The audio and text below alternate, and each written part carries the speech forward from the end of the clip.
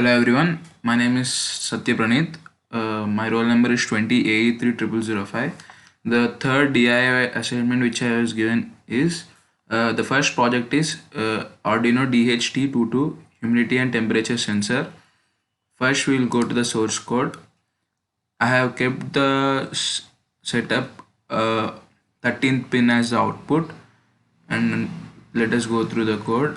And for the blinking of LED, this is the code which was asked in the assignment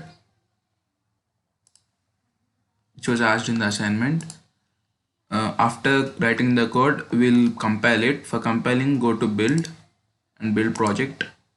The firmware is already compiled, that means the code is compiled. Let's go to the schematic capture and we'll run it. As you can see, the LED bulb is not blinking since the range given here is not provided as given in the code. Let us change this. Okay, first we need to stop it. Stop the simulation. Next, edit properties. Next, we'll keep this as 7 and humidity as 20. And we'll run it.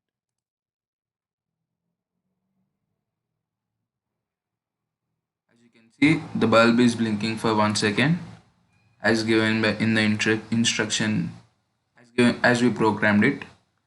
Next, we'll stop it and we'll check for another value.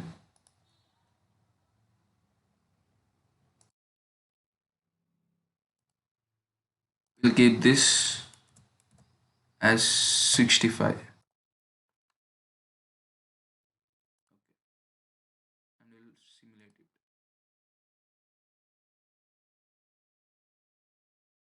As you can see, the time for which the bulb is glowing is less. It is actually 0.5 seconds as we programmed it. Let's stop it and again we'll change this and we'll keep this as 35.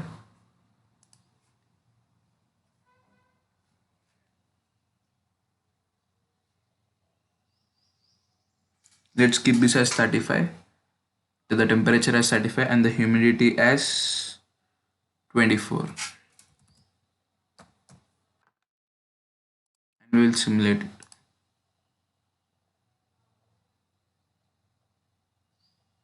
As you can see, the bulb is blinking for 1 second as we programmed it.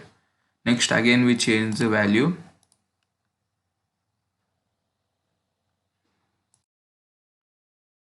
and we keep the temperature as 35 and we'll change the humidity as 72. Okay, and we'll simulate it. As you can see, the bulb is glowing for the short period compared to the previous one. It is 0.5 seconds actually. Now this is the first project. Let's go to the second project. Coming to the second project is Arduino and RGB common cathode LED. The schematic capture looks like this. Coming to the source code, I have kept the 13th pin as output in setup and the infinity loop as shown here as given by in the question, as you can see here. Next we'll compile it. For compiling, go to build project. As you can see, the firmware is already compiled, that means our code is compiled and good to go. Coming to schematic capture and we'll simulate it.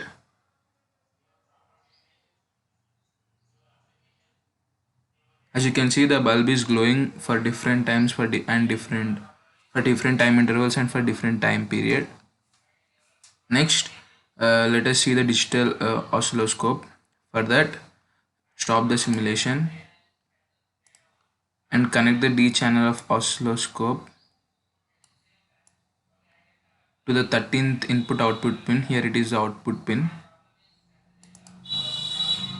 Next, we'll simulate it and we'll go to debug and start the digital oscilloscope.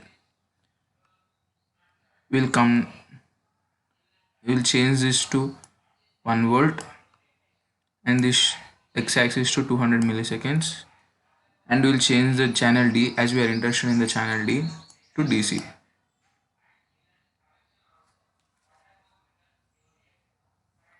As you can see, the square wave is generated, and it is on for different time and off for different time periods as we programmed it.